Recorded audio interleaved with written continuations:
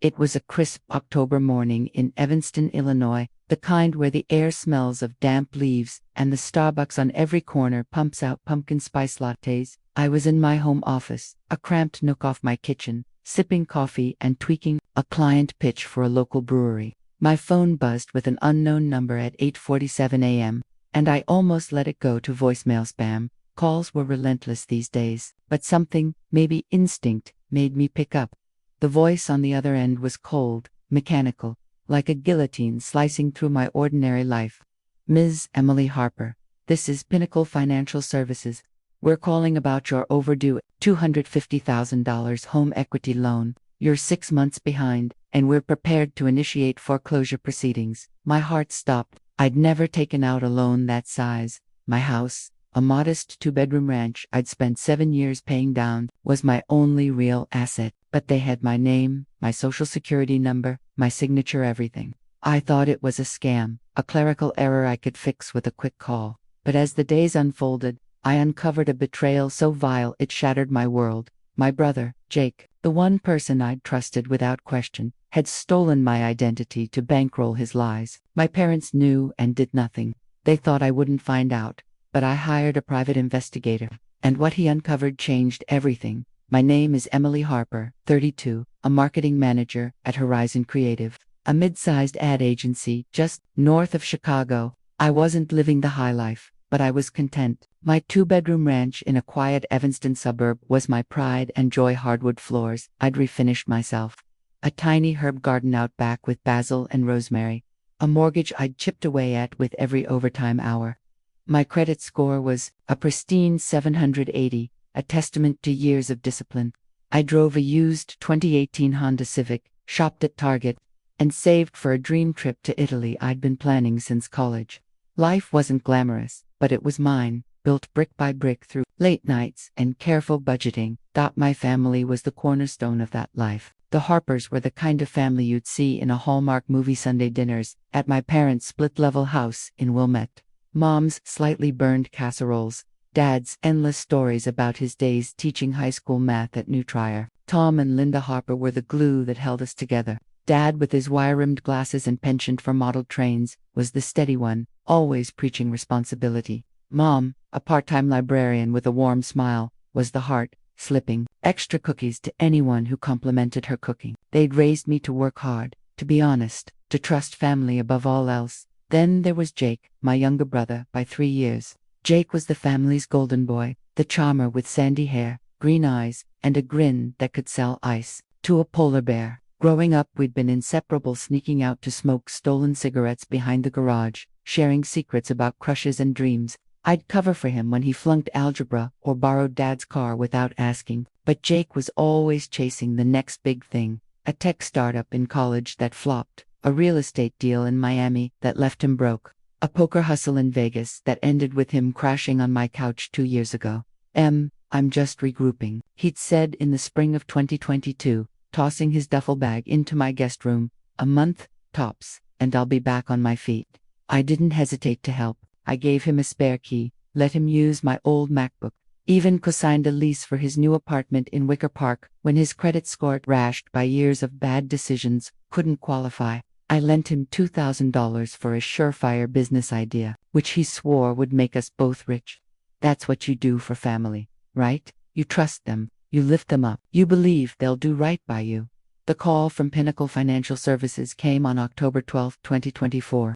A Tuesday that started like any other. I was in my home office, surrounded by post-it notes and campaign mock-ups for a new client, a craft brewery called Lakefront Brews. The debt collector's voice was relentless, reciting details that made my skin crawl. A $250,000 home equity loan, secured against my house, with my signature on the dotted line, dated January 15, 2024. I laughed, a nervous, disbelieving reflex. "You've got the wrong person," I said. "I've never taken out a loan like that. I don't even own a car worth half that." But they weren't wrong. They emailed me the documents, and there it was. My name, my social security number, my address, all tied to a loan I'd never seen. The signature was mine, same loopy E, same sharp H, but I hadn't signed it. I called my bank, hands shaking, and spent 2 hours on hold before a manager confirmed the nightmare. The loan was real, and it was in default. 6 months of missed payments, plus interest, had ballooned the balance to $265,000. My house, my safety net, was now collateral for a debt I didn't create. I didn't sleep that night. I tore through my files, my emails, my credit reports, desperate for answers. The deeper I dug, the worse it got. There wasn't just one loan. 3 credit cards in my name, maxed out to $45,000, had been used for luxury purchases. A $5,000 suit from Nordstrom, a $12,000 Rolex, bottle service at Chicago clubs like Dow and the Underground, a car lease for a 2024 BMW X5, payments overdue by 4 months, with a balance of $32,000, a utility account for an apartment in the Loop I'd never lived in, with $1,200 in unpaid bills, the total damage, $297,000. My credit score, once my pride, was now 520. I was radioactive to lenders, a financial pariah. Then I found the first clue, a bank statement, mailed to my parents' address instead of mine. It listed an account I didn't recognize, with Jake's name as an authorized user. My stomach twisted. Jake, who'd borrowed my laptop just for a week last year. Jake, who'd asked for my social security number for a job application 6 months ago. Jake, who'd always had a knack for getting what he wanted, no matter the cost. I drove to my parents' house the next evening, October 13th, the bank statement burning a hole in my purse. The air smelled of chimney smoke and wet asphalt, a classic Chicago fall. My hands shook as I gripped the steering wheel of my Civic, the engine humming softly as I navigated the familiar streets of Wilmette. I didn't want to believe it was Jake. Maybe it was a mistake, a coincidence. Maybe someone else had stolen my identity, and Jake was just caught in the crossfire. But deep down, I knew better. I'd seen that look in his eyes too many times, the one he got when he was caught. Their house was warm, familiar, the living room glowing with the flicker of a Cubs game on the TV. Jake was sprawled on the couch, scrolling through his phone, a Miller Lite in hand. Mom was in the kitchen, stirring a pot of chili, the smell wafting through the house. Dad was in his recliner, muttering about a bad call in the game, his glasses perched on his nose. It was so normal it made my skin crawl, like I'd stepped into a parallel universe where my life wasn't collapsing. Jake said, my voice sharper than I meant it to be. I held up the bank statement, my hand trembling. Explain this. He glanced up, his face a mask of casual confusion. What's that, Em? A bank account in my name, with you listed as an authorized user. A $50,000 credit line you've maxed out. Start talking. His eyes flicked to the paper, then back to his phone. Must be a mix-up. Banks screw up all the time. You know that, but I saw it, the split-second panic in his eyes. The same look he'd had at 16 when I caught him sneaking Dad's car keys, or at 20 when he borrowed $500 from my savings and swore he'd pay it back. Don't lie to me, Jake, I said, my voice rising. This isn't a mix-up. This is fraud. Mom appeared in the doorway, drying her hands on a dish towel, her face pale. Emily, what's going on? I laid it all out, the $250,000 loan, the credit cards, the car lease, the ruined credit. I watched their faces, Mom's eyes widening, Dad shifting uncomfortably, Jake staring at his phone like it could save him. Did you know about this? I asked, my voice breaking. Did you know what he was doing to me? Mom hesitated, just a beat too long. Honey, I'm sure it's not what you think. Don't, I cut her off. Don't cover for him. I need the truth. Jake stood, tossing his phone onto the couch. You're freaking out over nothing, Em. I'll handle it. Just chill. But I wasn't chilling. I was done with his excuses, done with the blind trust I'd given him. I left that night without another word, the bank statement still clutched in my hand. As I drove home, the streetlights blurring through my tears, I knew what I had to do. The next morning, October 14th, I found Mike Callahan through a Google search for Chicago private investigator financial fraud. His office was a cluttered hole in the wall in a strip mall off I-94, wedged between a vape shop and a nail salon. The sign on the door read, Callahan Investigations in peeling gold letters. Mike was in his late 50s, with a gray buzz cut, a leather jacket, and a voice, like gravel, ex-cop, ex-marine, the kind of guy who'd seen every shade of human failure and didn't flinch. I liked him immediately. I laid out the whole mess, the $250,000 loan, the credit cards, the car lease, Jake's name on the account. I showed him the bank statement, the forged signature, the emails I'd found on my old MacBook where Jake had accessed my financial apps, Jace, Experian, even my tax software. I need to know who did this, I said, my voice steady despite the knot in my chest. And I need proof. Mike leaned back in his chair, chewing on a toothpick, his eyes narrowing. You sure you want to go down this road? If it's your brother, it's gonna get ugly. Family stuff always does. I sat in my car outside the diner, the file open on my lap, and cried. Not just for the money, or the house, or the credit score. I cried for the family. I thought I had the parents who'd taught me right from wrong. The brother who'd been my best friend. Growing up, Jake and I had been a team, covering for each other, dreaming of futures where we'd both make it big. Now, he'd used that trust to destroy me, and my parents had chosen him over me, every step of the way. The fraud wasn't just a personal betrayal. It was bleeding into my professional life. At Horizon Creative, I was up for a promotion to senior manager, a role that came with a 20% raise and a corner office. But the stress of the debt was taking its toll. I was distracted, missing deadlines, snapping at colleagues. My boss, Sarah, a no-nonsense woman in her 40s, pulled me aside on October 20th, her face a mix of concern and frustration. Emily, what's going on? She asked in her office, the Chicago skyline visible through the window. You're dropping the ball on the Lakefront Brews campaign. The clients noticed. I wanted to tell her everything, but the words caught in my throat. How do you explain that your brother stole your identity, that your parents covered it up, that your life is a house fire? Instead, I mumbled something about personal issues and promised to get back on track. That night, I met my coworker, Alex Carter, for drinks at a dive bar in Logan Square. Alex was 35, a graphic designer with a quick laugh and a knack for making me feel human again. We'd been flirting for months, nothing serious, but he was the only person I felt I could confide in. Over cheap whiskey and greasy fries, I spilled the whole story. The loan, Jake, my parents' betrayal. His hazel eyes softened as he listened, his hand brushing mine. That's unreal, he said. Your own brother. What are you gonna do? I don't know, I admitted. I hired a pie he's digging, but it's my family. Alex, how do I fight them? He squeezed my hand. You fight for you. You're not the bad guy here. His words stuck with me, a lifeline in the chaos. Alex became my rock in the weeks that followed, helping me proofread campaign copy. Grabbing coffee when I was too frazzled to function. I wasn't ready for a relationship, but his presence was a reminder that not everyone in my life was out to hurt me. To understand Jake's betrayal, I had to look back. He'd always been the family's favorite, the one who could do no wrong. When we were kids, Mom would laugh off his antics skipping school, crashing Dad's old Buick while I got grounded for a B in history. Jake had a way of making you believe in him, even when the evidence said otherwise. In high school, he sold fake concert tickets to classmates, pocketing $1,000 before getting caught. Mom bailed him out, saying he was just entrepreneurial. In college, his startup burned through $50,000 of investors' money, some of it Dad's before folding. Dad called it a learning experience. By the time he moved to Vegas, in 2019, Jake was chasing a poker career, convinced he'd crack the World Series. Instead, he racked up gambling debts and came crawling back to me in 2022, broke and charming as ever. I let him in, gave him a second chance, because that's what sisters do. But now, looking at Mike's file, I saw the pattern. Jake didn't just take risks.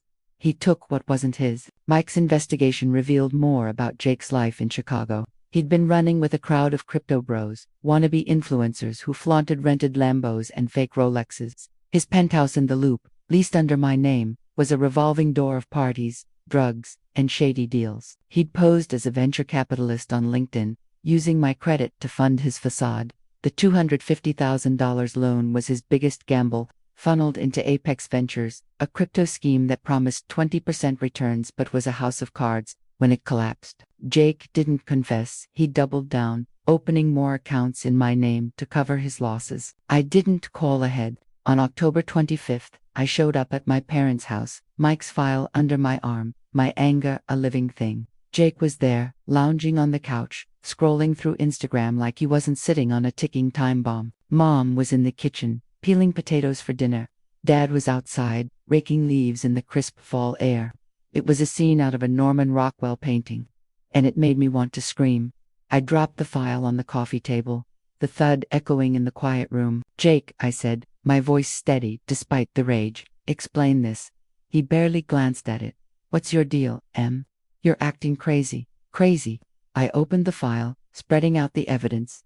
Bank statements, forged signatures, emails, security footage, stills. "You stole my identity. You took out a $250,000 loan in my name. You leased a BMW, maxed out credit cards, and tanked my life. And you," I turned to Mom, who'd frozen in the doorway, a potato peeler in hand. "You knew. You both knew." Mom's face crumpled, tears welling. "Emily, please, he didn't mean to hurt you. He was in trouble, and we thought you thought." "What?" I snapped. "That I'd just take it. That I'd let him ruin me because he's your favorite." Dad came in, leaves stuck to his sweater, his face pale. "What's going on?" I laid it all out: the loans, the fraud, the betrayal. Jake tried to interrupt, spinning lies about temporary loans and bad investments, but I wasn't having it.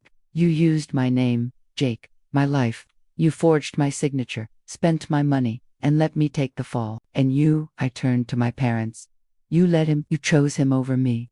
Mom started sobbing, begging me to keep it in the family, to give Jake a chance to make it right. Dad suggested I take out another loan to cover the debt, as if I hadn't already lost everything. "He's your brother, Emily," he said, his voice low. "Family sticks together. We can fix this, fix this." I laughed, bitter and hollow. "He's ruined my credit. I could lose my house. And you want me to let it go?" They didn't care about the years I'd spent building my life, the sacrifices I'd made, working weekends, skipping vacations, saving every penny. They just wanted to protect Jake, the son who could do no wrong. I left that night, the files still on the table, their voices echoing in my head. I wasn't their daughter anymore, not in the way that mattered. The next day, I got a voicemail from Mom, her voice trembling. "Emily, please, don't do this. Jake's sorry. He'll fix it. Don't tear our family apart." I deleted it, but the words lingered. Dad texted, "We need to talk. Come over."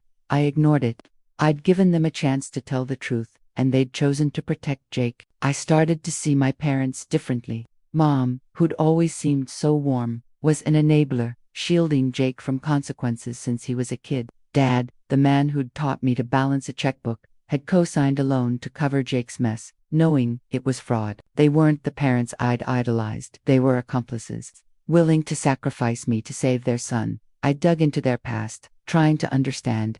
Mom had grown up poor, the daughter of a factory worker, always afraid of losing everything. Jake was her second chance, the son she'd pinned her dreams on. Dad, a teacher who'd seen too many kids fail, saw Jake as a redemption story. I was the reliable one, the one they didn't worry about. They assumed I'd be fine, no matter what Jake did. But they were wrong.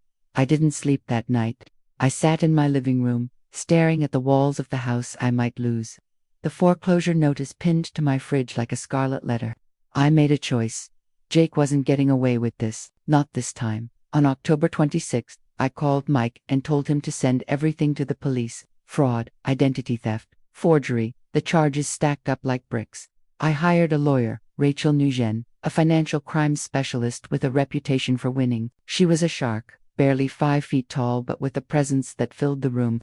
"This is airtight," she said, flipping through Mike's file. "Your brother's going down, and we'll sue him for every cent he's got left." The police moved fast. On October 28th, Jake was arrested at his penthouse in the Loop, still wearing a $2,000 suit he'd bought with my money. They seized the BMW, froze his accounts, and started unraveling his lies. Apex Ventures was under investigation, and Jake's name was all over its emails, wire transfers, even a fake prospectus he'd sent to investors. My parents called me, begging for mercy, but I was done. They'd made their choice. The guilt was the hardest part.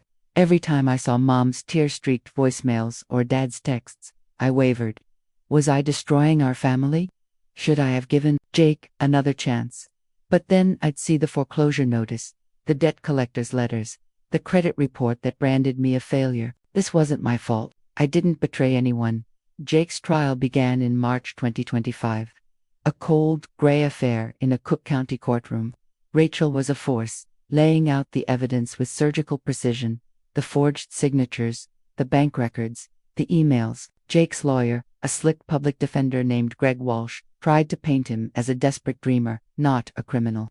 My client made mistakes, he said, but he's no mastermind. He intended to repay the loans. The prosecutor, a seasoned woman named Carla Esposito, wasn't buying it. Jake Harper systematically defrauded his sister, using her identity to fund a lavish lifestyle. He knew exactly what he was doing.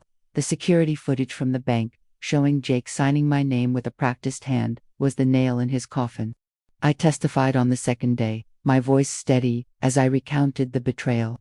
Jake wouldn't meet my eyes, his head bowed, his charm gone. My parents sat in the back, Mom crying silently, Dad staring at the floor. They didn't speak to me, not even during breaks. When the judge sentenced Jake to 7 years for identity theft and fraud, Mom gasped like she'd been slapped. I felt nothing, just a hollow relief. It's June 2025 now, and the dust is settling. We recovered $80,000 from Jake's frozen accounts, enough to save my house from foreclosure, but my credit's still a wreck. I'm working with a financial advisor, Karen Lee, to rebuild, one painstaking step at a time. I've cut contact with my parents. Their silence during the trial said everything. They still think I'm the one who broke the family. Work is my anchor. Sarah, my boss, gave me a raise after I landed the Lakefront Brews campaign, which won a regional ad award. Alex has been a constant, our friendship teetering on something more. Last week, he kissed me outside the bar, and for the first time in months, I felt something other than anger or fear. I'm not ready for a relationship, but I'm open to the possibility. I've started therapy with Dr. Patel, a kind woman who's helping me grieve the family I lost. I'm learning to set boundaries, to prioritize myself. I've also launched a blog, anonymously, about surviving financial fraud. It's raw, messy, but it's resonating. Hundreds of comments from strangers who've been betrayed by family, friends, even spouses. It's a reminder I'm not alone.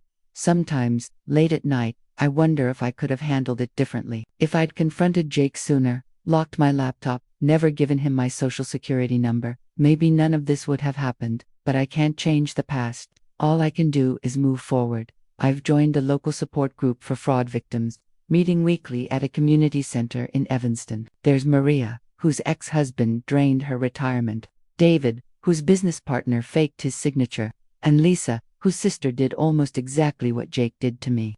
We share stories, tips, sometimes just silence. It's healing, in a way. I didn't expect. My house is still my sanctuary, though the herb garden's overgrown, and the foreclosure notice is gone. I'm saving for that Italy trip again, though it feels like a distant dream. I'm not the same Emily I was a year ago, harder, less trusting, but stronger, too. Jake thought I'd never find out, that I'd roll over like always. But I hired a private investigator, and I took back my life. What would you do if someone you loved betrayed you like this? Have you ever had to stand up to family to protect yourself? Drop your thoughts in the comments below, and let's start a conversation about trust, betrayal, and rebuilding. Follow the channel for more stories of resilience and redemption. And hit that like button if you're rooting for Emily. Share this with anyone who needs to hear it, because no one should fight this kind of battle alone. Thanks for reading.